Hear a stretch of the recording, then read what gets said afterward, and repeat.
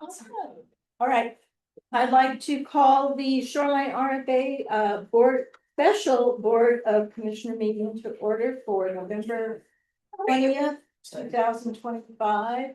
Would you please stand and join me for the pledge? I pledge allegiance to the flag of the United States of America and to the republic for which it stands, one nation under God, indivisible, with liberty and justice for all. It wasn't a special item, so I got one for the regular meeting. Regular, yeah.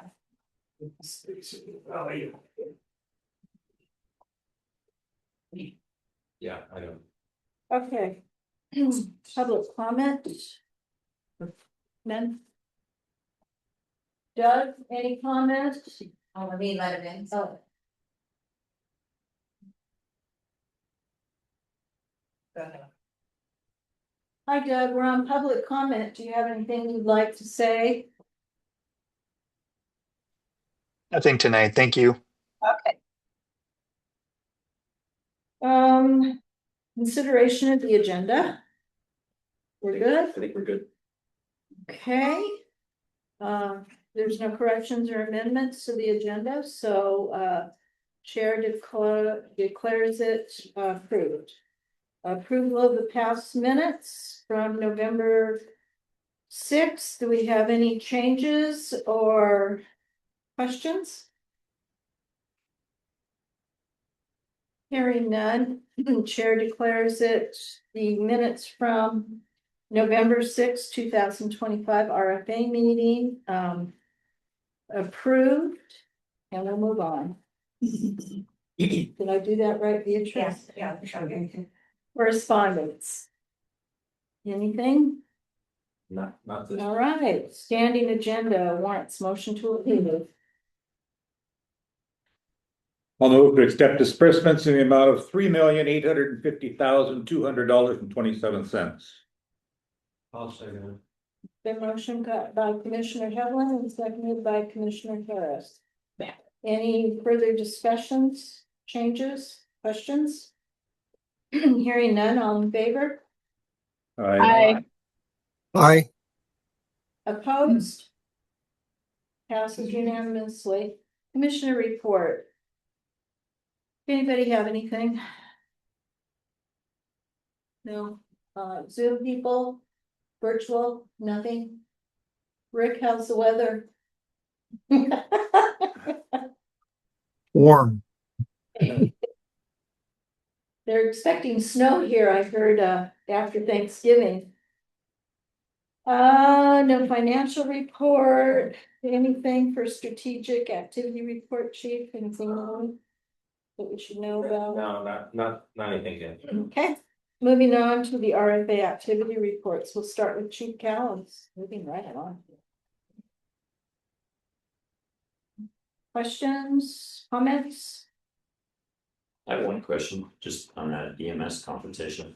That's pretty cool. How'd that happen? Really cool. How do you happen to enter that?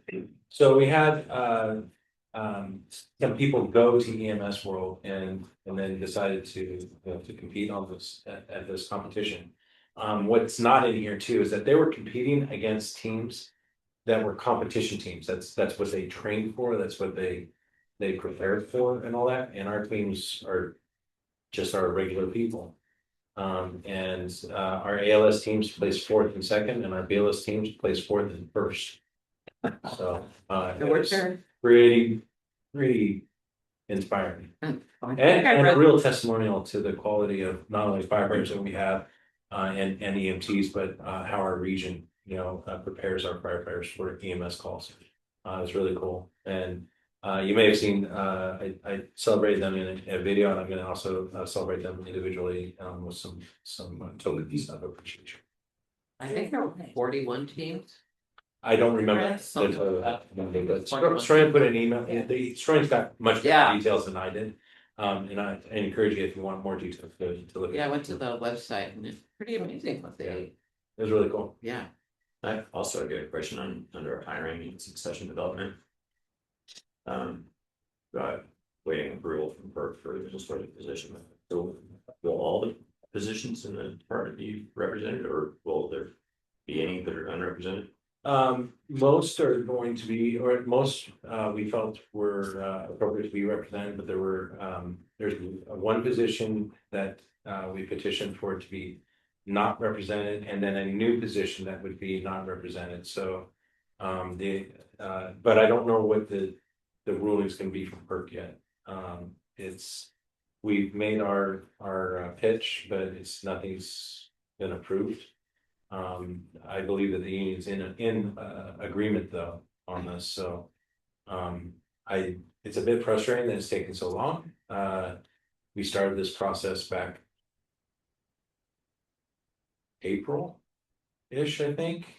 So I don't know exactly, but it's been very long and delayed, and now we're up against trying to do the non-uniform contract negotiations, and so it puts us in a real bind as to how we negotiate that. Doug and I have been, collaborating on trying to figure out, how to make that work.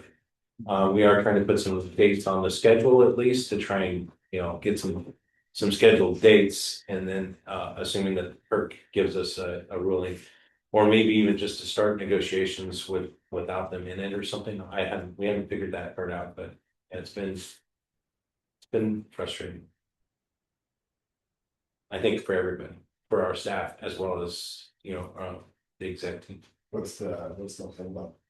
What's the solution? PERC to rule on. So let me back up and give you a little bit of background. So staff, they have to sign a petition. It's called a petition. Sign a petition for consideration to enter into a representative bargaining group or a new one, an existing or a new one. And if there's enough votes and all that, then the union can push that forward. They got enough of the votes and all that to make this a viable effort. So then they also involved Ricky Walsh, the district rep for the IAFF, and then they push those. Then they inform us and push the votes forward to PERC. PERC comes back, and there's been a few back and forths clarifying what the bargaining group was going to be, answering a bunch of questions about what the positions were. Are they supervisory? Are they not? Are they exempt? Are they not? Are they privileged? Are they not? Things of that nature. Are they doing disciplinary work, stuff like that? And so it went back and forth quite a bit, and then where we're at right now is we've given them and they had some further clarifying questions because they made there was a misunderstanding at some point. I think it's between Ricky Walsh and PERC. They thought that it was going to be a new bargaining group, not going into our existing non-uniform bargaining group. And so then she came back, our PERC representative, she came back and asked a couple more clarifying questions, and I responded back to that. I believe the union has responded back to it as well, and that was 3 or 4 weeks ago. And in fact, I even sent another email 2 or 3 weeks ago saying, "Hey, what's the status?" So, it might be a product of them being overworked and with too many caseload things or whatever. I'm not sure, but I was going to follow up this next week and say, and again, kind of poke and find out if we could get an update. I wish I had more concrete news. Does the IAFF non-uniformed they have like defined pay bands or rules that might be different from whatever is AFSCME or whatever the other bargaining group is? That's an interesting question. It's a good one too, because it will be complicated because our non-uniform group now will cover facilities people, fleet people, MIH people, assuming that this all gets approved, admin people in different divisions and with different levels of responsibilities.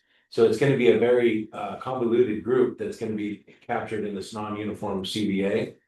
But to answer your question, this is not completely abnormal. This is, at least what I've been, led to believe, that this is something that is, has been done in other places.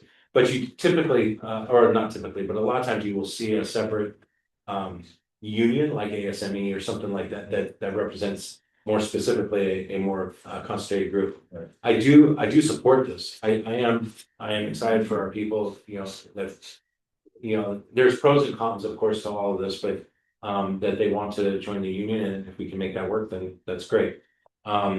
We will have to, one of the complications too is not only capturing all of that in one CBA, we will have different wage scales, we're gonna have to figure out all of that and how, and our comparables and how we look at all of that. So I'd like to get this started because I feel like it might take a little bit of time. I have committed to the union to start a process of redlining and bringing over the things that are appropriate, that have already been negotiated and agreed to in the, say, the uniform CBA.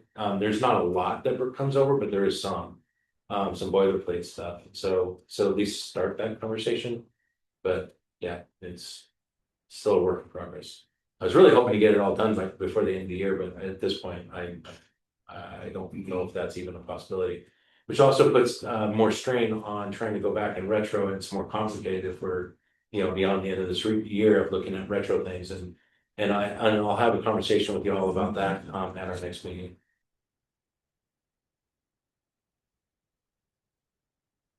There are further questions for Chief Powell? Hearing none, let's move on to Deputy Chief Hookstein.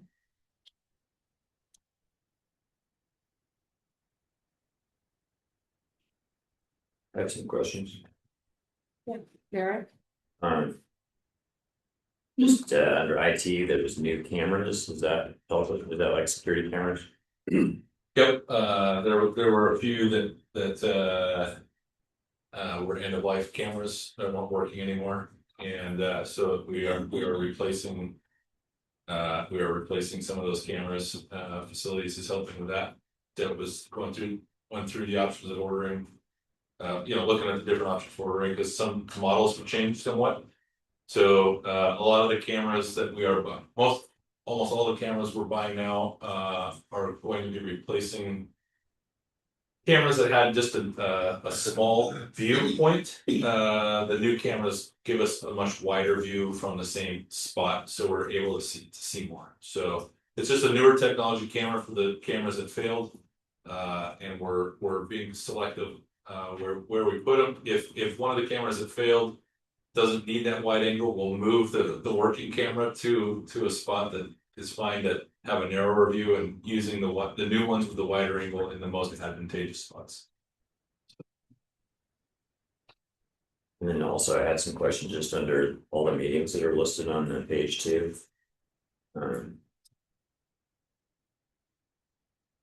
Those are mostly probably pretty routine. I was just wondering if anything popped out, and the ones in particular that I was just curious about was an insurance review and community resilience. Yeah, so I met yesterday with our insurance broker from WHA. Bofa was planning on being in the meeting, but she got stuck on a different call. But I updated the executive team on how that meeting went today. They had the WHA, our broker, had put us out to market for our insurance, the department's insurance. Which insurance? WHA is our broker, so they put the department out to market to see who would basically give us a bid on our insurance for 2026. Like all of our insurance? Yeah, basically it covers about 10 different things. Not medicals covered by left trust. Right. But Yeah, it was like but our our facilities, our apparatus, our risk liability umbrellas, things like that. okay. Yeah, I can quickly read you the list here, stand by. What that includes.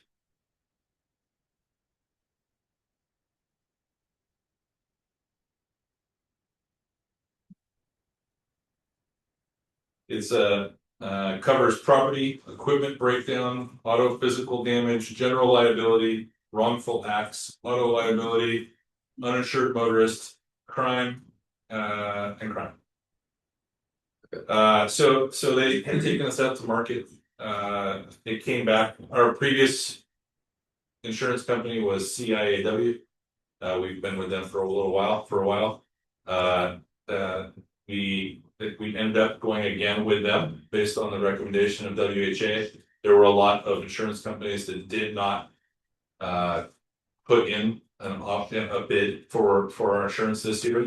There was some hesitation from some insurance companies to put to try and get a contract because of some liabilities in other King County departments. And so they're just as a trend staying away from King County for a period of time. But CIAW put in a number, our insurance is going up 6.06% for 2026, which is actually significantly lower than what they were expecting. So that was good news. Next year they plan on taking us out to market again, and they expect some of these other companies that have been avoiding King County for a while to come back and maybe make it a more competitive market. We also talked about some of the benefits that WHA, our broker, can provide to the department. Things like wellness training, and there's a whole list of stuff. Some law counsel, and a number of other things. So I took notes during that, updated the executive team, and Both and I are often talking to our broker from WHA. They're very helpful. They're eager to be involved in what we're doing. He also commented, he showed us data that showed that our incidence of filing claims has decreased over the last 2 years. So he just wanted to point that out as credit the department that hopefully the safety committee work that is happening is helping that, and just our thoughtful approach to maybe not sending every little ticky-tack thing to insurance per se and covering some of that out of pocket, right? So that helps keeps our rates down too. So anyways, it was a good meeting, good check-in, and I think we're in a good spot. And then what was the community resiliency training? Want to speak to that? Yeah, so we have a firefighter who has been involved in many FEMA deployments, who also has helped with our SHIRT programs for many years, who has an interest in creating videos and education for our community on how to be more resilient in the face of emergency, whether we either made them delay or not able to arrive in case of like a big disaster. In addition to that, he's also wanting to push out some training on things like how to shut off the water at your house if you have a water leak, smell gas, where your electrical panel is, and things like that. So really it's offering training community members on how to manage small emergency and how to be prepared for the big one.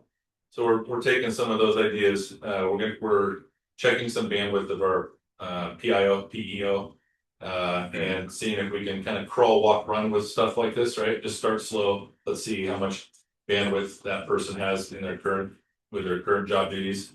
But those are some of the things that role has been wanting to do for a while, and we just need to get some framework in place and make sure that the scope of work is, or the amount of work is gonna fit at the right time.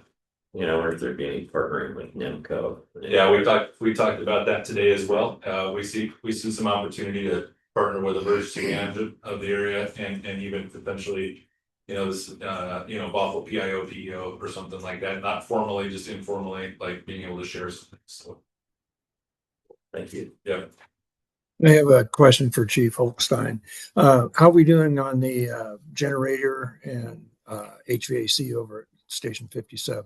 Yeah, both projects are on track and going well. They're doing a lot of prep work right now. We're still waiting for a delivery date for the generator, but in the meantime, right now we're on track. We hope it remains that way.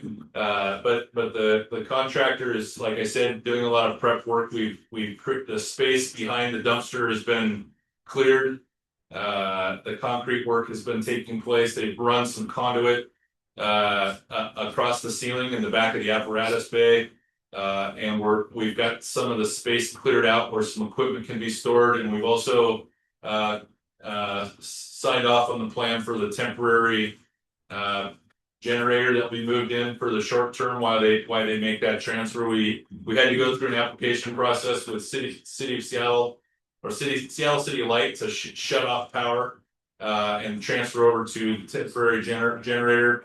And we're getting that dialed in as it relates to timing of when the new generator shows up. But we are meeting with the generator contractor once every 2 weeks at the moment. Anders is having more often conversations with them. We have our Gantt chart, which is the schedule, right, that you're probably aware of, Commissioner. But we're on track for everything right now. HVAC is going very well also. That contractor is dialed in and super organized. He's been very easy to work with. There is some initial prep work going there, but right now it's just a matter of we're in the phase of gathering all of the materials and equipment that those orders have been placed. That's why some of the invoices have been coming through this year for some of that work right now. Some of that a lot of that will carry over to 2025, but we're being invoiced on portions of that as it kind of comes through. So both contractors are working well together. They're there to support each other, and they're playing nice in the sandbox. So I'm very encouraged with the kind of how everything's unfolding, and while we haven't quite got into the full go mode, this is just kind of the prep work, right? The setup of everything. It's like painting your house. We're still taping around the trim at this point. So anyways, the good stuff's coming soon. Are there any other comments or questions for Chief Hookstein? Yeah, I had a question for Chief Hochstein. I saw under IT that you're moving forward with the purchase of iPads for NBCs and ESO. And just was wondering what the status of that project is currently and where your Surface tablets are at in terms of their functionality. Yeah, so currently the department has had Surface tablets for our ESO tablets. Those are the tablets our crews use when they go on an incident for patient care, track their notes and stuff on everything, right? It's a tablet that has a keyboard attached to it with a rugged case on it. So those are fairly older Surface tablets that we've had. We've worked kind of through our backstock of inventory on those. Each one of those tablets, keyboards, cases is about $3,000 a piece. Fairly expensive. I believe there are 12-inch screens. Unfortunately, firefighters break things. We've sent many keyboards to get repaired because the keyboards seem to take the brunt of a lot of the damage that happens. Nothing is intentional, obviously, but things happen out on the street. We've had a couple accidents with some of these things. We've had several accidents with these, right? So it's become very, very expensive to maintain and replace that equipment. So we've looked at what our alternatives would be. One of those options was the iPad. It's just like an inch smaller, 11-inch screen. Those size iPads are only $300 a piece. We anticipate those to be broken as well. As things happen, we're trying to communicate how to best care for those out on the street. Unfortunately, sometimes also when the cords that charge them are not pulled out directly straight, if you pull them out at an angle, it can sometimes damage that USB port in a hurry. In an emergency, that's not always the first thing people are thinking of. But the benefit with the iPad, in addition to being more affordable and a better size for the crews, Division Chief Kennison was evaluated both options, and the iPad was determined to be a better option. Additionally, we've been able to download an app onto all the iPads that show the wait times at the hospital. the Surface tablet was unable to do. So there's some features in the iPads that the crews will use on the calls that are very beneficial to the work they're doing on scene. That increases our capabilities operationally that will help them on the street even be more effective. So because of the lower cost, because we were end of life with the expensive Surface tablets, because of the increased benefits with some apps on the iPads, the decision was made to switch over to this. I would just. There's significant issues with the iOS version of ESO. Almost to the point of being inoperable. Caution, I would caution, we can talk offline too, I would caution against moving in that direction. So they function great with Crew Force, but with ESO, not at all with us. So as long as you can keep your service tablets functioning and delay the rollout of iPod or iPads for ESO. Yeah, unfortunately, our tablets our Microsoft tablets are done pretty much. We have no spares effective today. Yeah, so if 851 has broken, we're pulling off a backup right now. So yeah, so I appreciate that. Let's talk, maybe the three of us can talk offline. I think we need to bring Division Chief Kennison into the conversation with that as well. Have you purchased all the iPads already? We've purchased some, not all of them. There's also like Windows-based tablets that might, if the application worked better with ESO, I don't know. Might still be a cheaper tablet type solution. Yeah, it's above my head, I don't know. So, but okay, thank you. Anything else? Let's move on to Chief Arms.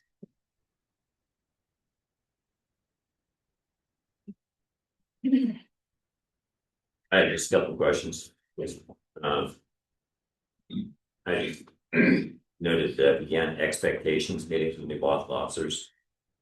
I was just curious, is that just like looking towards further kind of harmonizing operations, or what are those about? What's that about? Yeah, we promoted 3 new lieutenants above. Or there are 3 new lieutenants we've selected for promotion towards the end of this year. And myself and Chief Kelly Cross met with them to just discuss welcome to your new role. And what it means to be a company officer. It's a big step for a firefighter to go to that position, so I'd like to meet with them and just talk to them. And then fire benefit charge meeting. Yeah, we met yesterday with fire prevention and the admin staff that are going to be in charge of fire benefit charge process that starts this fall. And we just there's been an ongoing discussion about kind of what that process will look like. Let me add some details. So specifically as it comes to managing the database through the appeals and sprinklers and the things that it's not at the higher level financial piece that you guys are exposed to. It's really like after tonight, our consultant will start to prepare the database and prepare the changes, and then the letters will go out, and then we get the appeals. How we manage mostly that appeals process and making sure that we get the best data into the county database, so we minimize the appeals is really, that's a big part of this goal, and to put it all under one division, one umbrella under the fire marshal's office. I think that there was some really cool ideas about proactive ideas about how to make this better. After we kind of set the stage, through myself and you all in setting up the fire benefit charge level. It's really the management after that that we're looking at becoming more efficient at.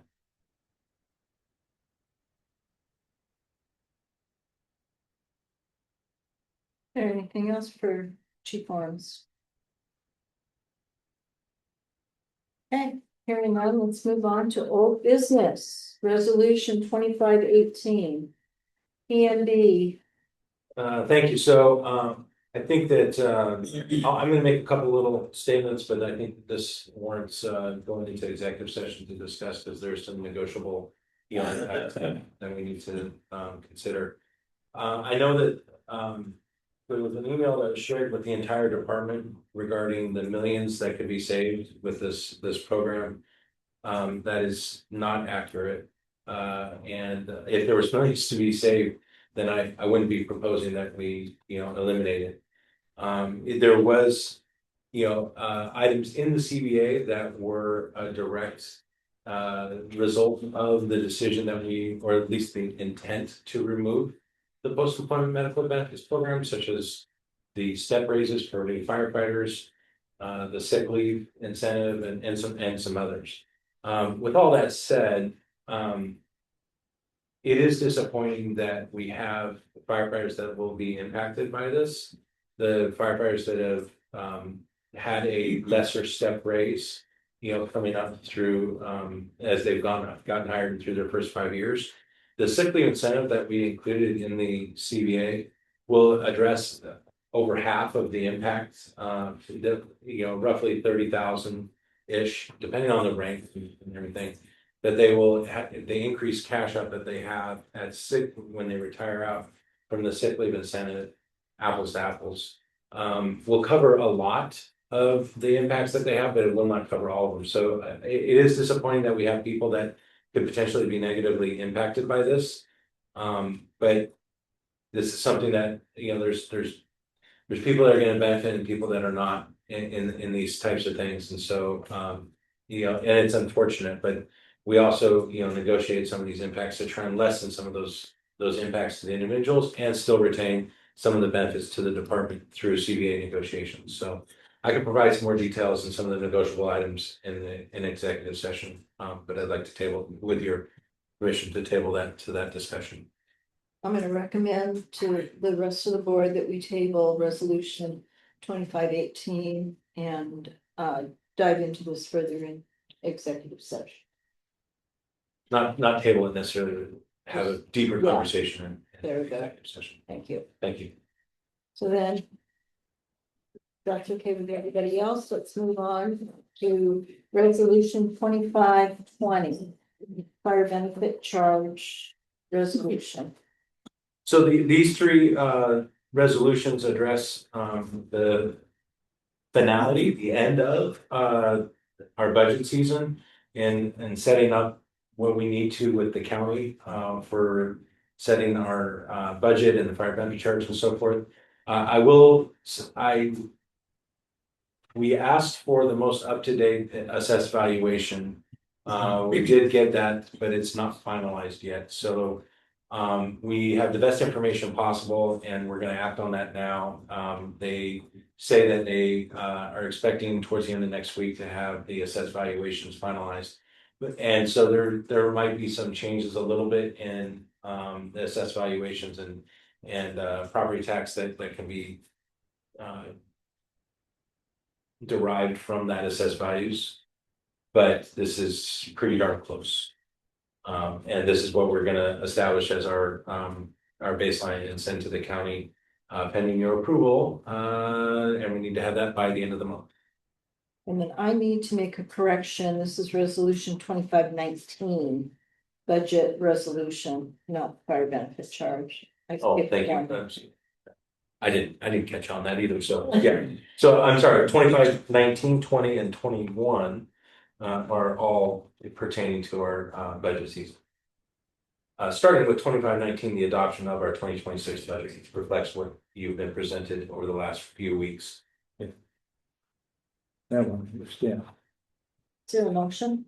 I'll move to authorize the governing board of commissioners to sign and adopt resolution 25-19 approving 2026 budget. The amount of $70,517,024. The motion by Commissioner Admin. Do we have a second? Second. Seconded by Commissioner Pratt. Discussions? Hearing none, all in favor? Aye. Opposed? Passes unanimously. Move on to resolution 2520, fire benefit charge. So this is the fire benefit charge and establishing it at $11.5 million. And as part of our funding mechanism for our 2026 budget. And it reflects the letter that we okayed to send out. Right. Yes. Although that, I don't believe the letter had the actual amount in it. No, It just but- had the description. Yes, the correct. description and that we were not increasing. Right, yes. Do we have a motion? I'll make a motion to recommend that the board approve resolution 2520. Setting the fire benefit charge for the calendar year 2026 at $11,500,000. It's been motioned by Commissioner Sullivan. Do we have a second? I'll second it. Commissioner Webster. Thank you, Rick. It's been motioned by Commissioner Webster, or seconded by Commissioner Webster. If there's no further questions, all in favor?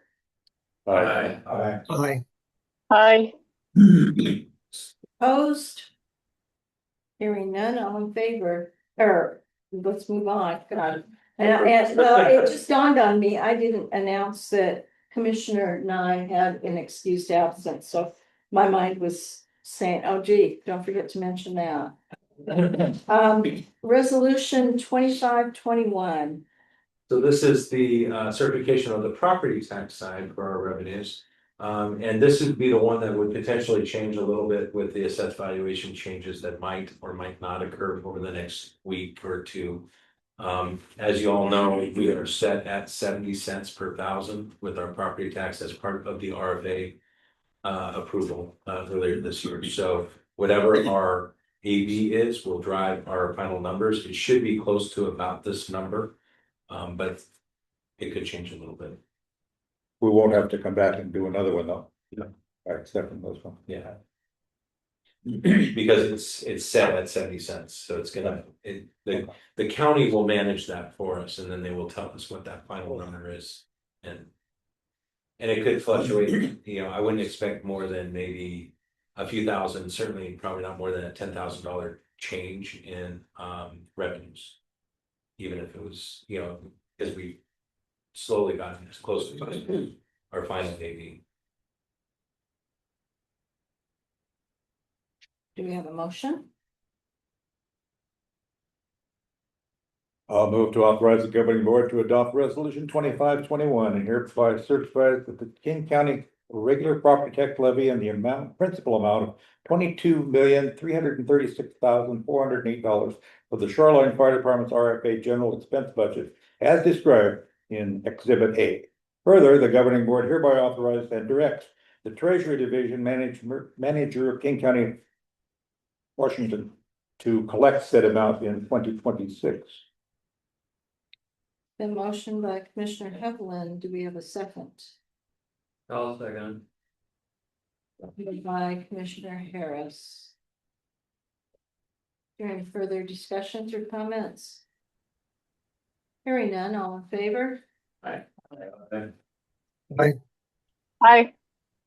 Passes unanimously, Beatrice. And then last but not least, resolution 2522. So this is a resolution establishing our 2026 RFA governing board schedule. Again, I'd like to thank Beatrice for doing the work and trying to proactively make the changes that we know are coming in the first half of the year. With the change from the meeting on the 1st to the 8th and from the 15th to the 22nd in January. But and then all of the RFA boards in February, March, April, May will be at 61. And then we'll revert back to the normal schedule for the remainder of 2026. We will try and remind everybody at the January, you know, this all the meetings in those next months will be at 61. Do we have a motion? I move to authorize the governing board of commissioners to sign resolution 25-22 governing board amending the regular meeting schedule. The motion by Commissioner Admin. Do we have a second? Second. Seconded by Commissioner Pratt. Any further comments or questions? Hearing none, all in favor? Aye. Aye. Aye. Passes unanimously. Okay, let's look at projected agendas really quick.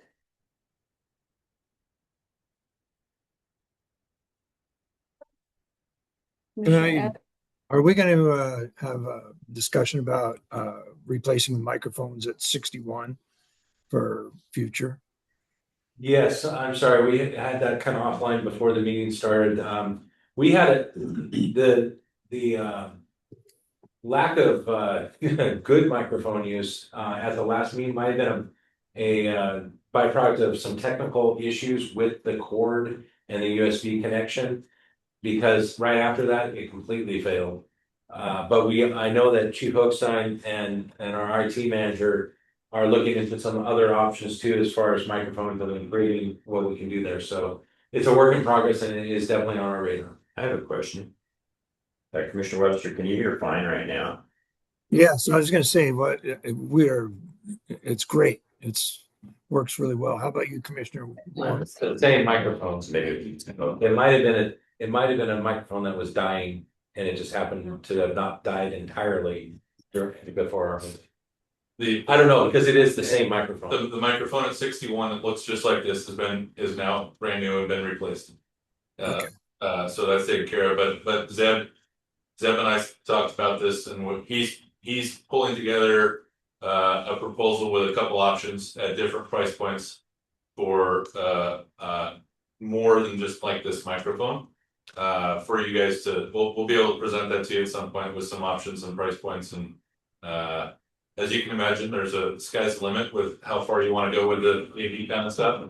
But it's a message received. We've heard that you're interested in finding out, maybe what other better upgrade there is out there. So we're going to get you that information at some point here, hopefully soon. because otherwise cheap forums and that's really close. I give him your own personal. This is why I sit this close to him. I need to like help my.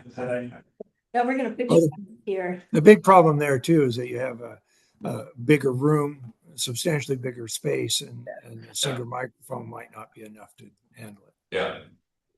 The challenge is the multi-purpose room versus a room designed just for meeting on the same desk, the same microphone all the time. But we do have some options we're looking at. We'll get back to you. Perfect. Thank you. Okay, going back to projected agenda.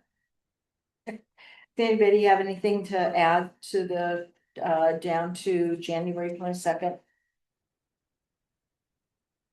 I'll be taking time off after Christmas to the 31st. I'll be in the state, but I'll be over in Leavenworth. Other than that, I'm around. All right. Complex will all be attending his board and December 4th. What was it? December 4th, January 8th, and January 22nd, I will be on duty, so I'll attend via Zoom.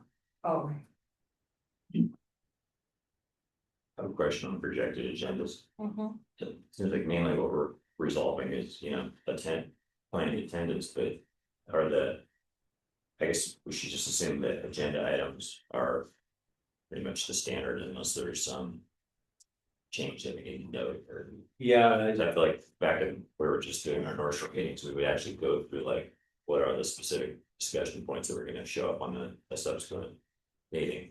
right. I don't think we have to do that if they're always, fairly standard, but. Obviously, things that are being tabled or, that aren't resolved, those will show up in the next agenda, but typically I develop the agenda with staff in preparation, the week before, typically the week before, or sometimes on Monday, sorry, of the week, and then we share that, and then if there's other things that need to be added, we just add them in, at the night of the meeting. If there's certainly things that come up in between meetings that you'd like to see on there, just please forward that, to Beatrice, and she'll add that into the agenda. Sure. Okay, Because there are times that you might come up with things in between meetings too that we can add. so this is just another opportunity we can add those items. Yeah, if you had something like right now, we could add that to the agenda for next meeting.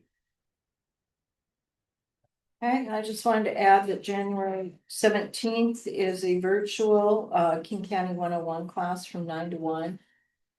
It is the mandatory for us, that have been here for a while, every 4 years, we've got to take certain classes. So keep that in mind. It's free for King County members. So it's just a matter of a day of service for you guys and time. We're gonna meet, at least the Shoreline group's gonna meet at Shoreline and do it virtual up in the conference room together. What is the meeting? Okay. Sorry. It's January 17th. It's King County Fire Commissioners Association 101 class. It's for newly elected commissioners, and it's a mandatory review every 4 years for the people that have been on board for a while. Stuff like open public meetings act. Oh, Robert's public rules. meeting, yeah, I don't have the list in front of me, Yeah. but there were 3 of them that, Public records. there you go. That was one of them. Meeting rules, things. Yeah. Just, and we need to give the copy of the certificate to BOPA, so she's got it on file. The auditors say, gee, when is the last time? She can present the certificates with proof that we were there, so. Again, it's free, it's just time, you get a day of service for it and sign up online. Or let Beatrice know and she'll sign yourself. Could you guys forward a link to that for the sign up for I don't have notification of it? It's www. Okay. Kinko, KINGCO. FCA 1967.org. Wow. .org. Okay. Yeah, well, it used to be shorter, and long story short, in order to get the new website up and going, we didn't have the passwords for the old one. Yeah, so we had to add something to change it a little bit. I'm just impressed you got that right up. I know. Literally been through it a few times now. What's the time of the meeting? 9 o'clock it starts. Well, 3 hours, I think. Yeah. John Murphy, lawyer John Murphy is going to present it. He said that he'd like to have us out of there by about 11:30, 12 o'clock, but I thought, let's just say 1 o'clock to give everybody that time to end. Again, you're welcome. Please come up to Station 61. We'll be up in the conference room, kind of doing it together, or you can do it out of the comfort of your home in your slippers and PJs. I have to do a similar meeting for new elected council members. City council, that the city staff sent me to, or I'm gonna be, it's Washington Association of Cities. Puts it on, but I might rather, I'll see which one fits my schedule better. Okay, that's all I had. Let's adjourn into executive session under RCW 42.30.140. Parentheses 4, parentheses 3, negotiation, a portion of the meeting during, okay, You're fine. for how long? Let's start with a half an hour. You want to start shorter? Yeah, I don't. Let's start with 20 minutes. Yeah, a couple minutes. Yeah. We can come back at 6:25, give her 6 minutes. So executive session at 6:25 until. 6:45. Okay. Thank you.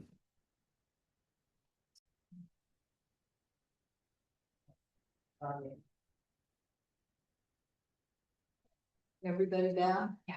Okay. It's 7:07. We're back out of the executive session.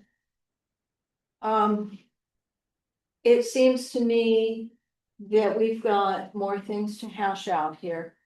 Would the consensus of the board be to table this again? And possibly have Chief look at the current model and maybe come up with some new things to revise it.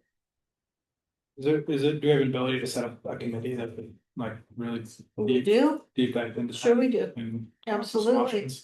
Do you guys want to set up a committee to dive into this a little bit more? Josh? I would like that. Okay. Right. Seems like a good idea. David? Barb? Rod, yeah? Yeah. Okay. We're going to set up a committee and dive into this a little bit more. We all feel that this is a very big decision that affects everybody. We understand it affects the department financially. We cannot afford to take a hit like this with all the other things that were negotiated. We're gonna go ahead and table this again. Form a committee and dive into this and look at some other possibilities. Chief? Yeah, I believe that Commissioner Woolham was thinking about some more information. If there's any information that anybody on the board wants me to dive into deeper, please email me and I can prepare either that information or the committee can address that, and address that in the package or whatever it is that would come back in. Committee members, I'll volunteer. Tyler? Josh? Anybody from Shoreline? Rod? Sure. Okay, we got three. Josh Pratt, Rod Heblin, and Tyler Byers. I'll leave it to you three to schedule out and figure out when to get together. With maybe possibly one of the chiefs or Great. yeah. Look at all the resolutions that we've got out there and see if we can't come up with something. Okay, I'm fairly open, ironically, it's a short week and I'm still, fairly open on Monday and Tuesday of next week if you guys are. So. it is 7:10. Meeting adjourned. Thank you, everybody. Good night, Doug. Good night, virtuals. Good night. Thank you. I would be available Monday, Tuesday working. who else is? You know, Josh and Rod. Yeah, it's gonna be just. Yeah. Someone just paid my plus point. I put benefits, I would.